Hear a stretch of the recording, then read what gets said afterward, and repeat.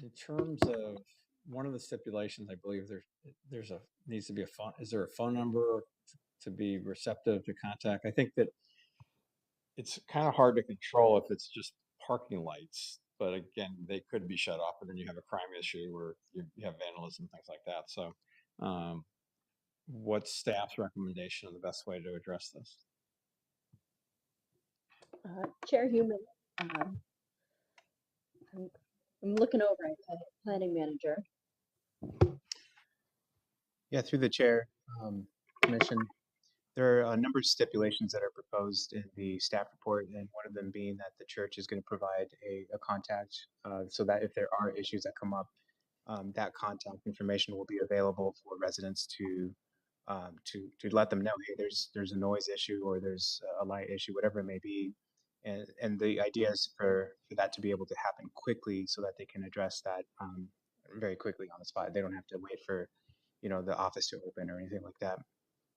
So we believe that that's probably the best path to move forward is to continue to require that stipulation for that contact, and also to keep the steps that are regarding the lighting. So right now the lighting is to be turned off at 9 o'clock. I know there's no special lighting where the basketball court is, but that if it's enforced by the church to to not allow those areas to be used after the lighting is off, then that could help. So, would a recommendation of like adding like no trespassing signs or no use of the facilities after 9 o'clock at night, then the police would have a way of coming in and doing something. If there's nothing's posted, it's kind of hard for the police to do anything. I'm just trying to look for a solution for the neighborhood as well as, Yeah, so they should be able to contact the residents nearby and say, hey, here's our phone number. If you have any issues, give us a call. but my point is if somebody's on property and you call the police and the police go, there's no trespassing, we can't do anything. So is there a way to help, you know, in terms of enforcing it or whatever? I think the church is a good neighbor. I just think it's a challenging kind of thing if there's, people are just going playing it late at night. I'm just looking for a solution. I think the the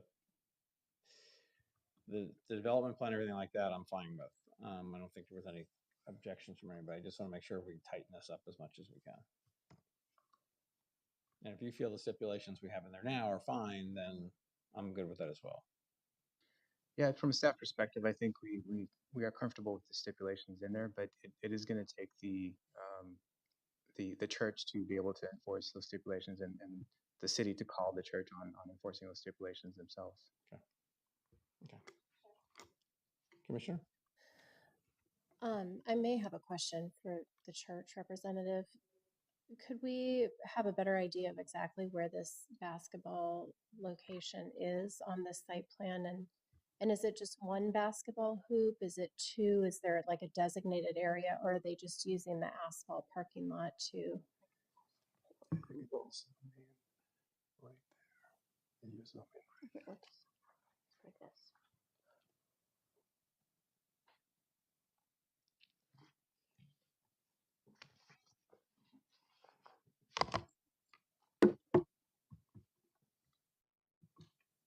And I guess where I'm going with that is depending on the location and what the answers are. I don't know if there's an inclination to maybe look at relocating that basketball hoop to a location that's perhaps away from Park Avenue and the residences. There's a whole bunch of asphalt on this site, so I'm not sure if that would be a viable option. Is it number 16? Oh, I can change. I ended my slide point. Let's end this. There we go. Google Maps is up. Yeah, so you could see the some of the solar panels that are located on top of the shaded area parking. And just to the south, you can see the asphalt, which is part of the parking area. But you've got one hoop on the left side, one hoop on the right side, so that people can play basketball right in that area. Could you see that? Yes, thank you. We can see it. Thank you. Mr. Chair, You're the Commissioner? thank you. I'm just trying to think through this and the course of action. I know there's a phone number and a representative. I think that stipulation's great. But if I'm a resident and this issue's happening, okay, this is happening at 10 p.m., 11 p.m. I don't think somebody from the church is going to be answering at 11 p.m. So if I'm calling them the next day and they say, okay, yeah, thanks for your concern. What's my action item? Am I putting somebody out there at night to stop them? Am I asking a police officer to take a spin by and see if they're playing basketball? I'm just not sure what the actual action step would be if this is just a recurring issue without potentially a sign as Mr. Chair recommended, at least just saying, hey, as a courtesy to your neighbors, please consider keeping the noise down or something of that issue. And I think all these can be handled between the church and the surrounding neighborhood, but it's just something to consider that I want to throw out there. You know, we do hours of operations for our parks.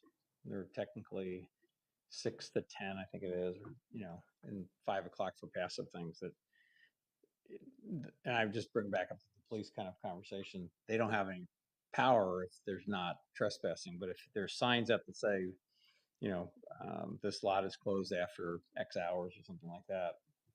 And maybe that's just something the church can work with staff on. I don't want to sit here all night and discuss it, but We would be more than comfortable to put up those signs now.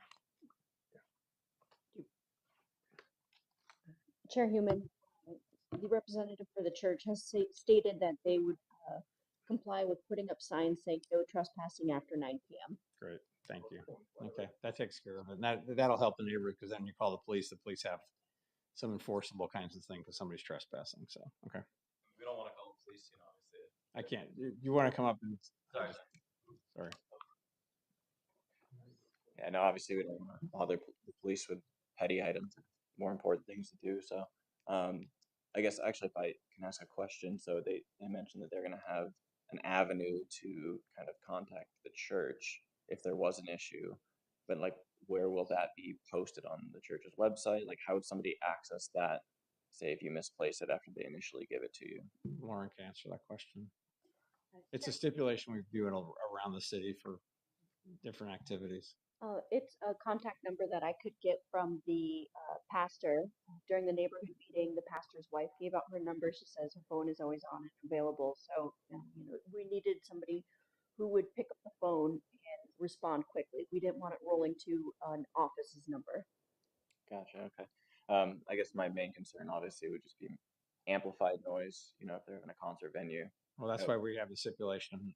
No, Right. nothing after 9 o'clock. But I mean, even during the day, you know, you have a nice Saturday, you want to hang on your pool. There's also a stipulation that, and we wrote it about the ambient noise. It can't be any different than the area anyway. So we addressed that. So right. just so you know. Thank you. Thank you. Thanks, Lauren. Okay. Any other questions of staff, I need to read in the steps. please? All right. Pardon me. Right. Additional stipulations shall be added for item number 5. Stipulation number 12 shall read, no noise shall be emitted from outdoor speakers or live entertainment on the stage area in such a manner that exceeds the general level of noise emitted by uses outside the premise of the church and disturbs adjacent businesses in residential areas. Do we want an additional stipulation regarding trespassing? I think the church can work that out. I think that they're fully aware because again, part of the stipulation is having that contact number. If they're not responsive, then it also flags the use permit as well. So, okay. All right. Any other questions for the amplified mics we got? Okay, I'll take a motion on this item with the additional steps, please. Commissioner Rose. Through the chair, I'd like to make a motion to approve, let's see, PLH 2214 with the additional steps read in by city staff.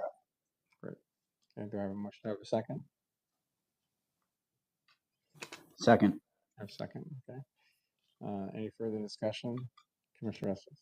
Yes, Chairman, I will be voting to some assistance we've given the engineering team. Okay, you'll be voting, you're recusing yourself. Okay. Yes, recuse. The vibration's hard to figure out what you're saying. Okay, with that, all those in favor of the motion, say aye. Aye. Any opposed? Motion carries unanimously with the exception of the abstention. Okay. All right, next item is, any comments from staff, David? Okay. Just to the public, we don't have a meeting on August 3rd. There is an election on August 2nd. If you don't have your early ballot, you can vote in person. There's actually a voting that takes place here at City Hall as well. I urge people to vote. There's a